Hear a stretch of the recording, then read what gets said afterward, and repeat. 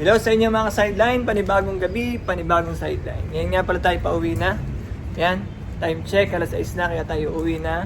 And ngayon may dadaanan tayo, may nag-chat, papakabit daw ng magpapalit ng charger board. Yan, kasi sira ang charger board niya, charger pin, ipapalitan natin charger board. Ayun, pupuntahan ko na ngayon. Mabilis lang naman yun, kaya drop by na tayo doon. Sige, punta na ako doon.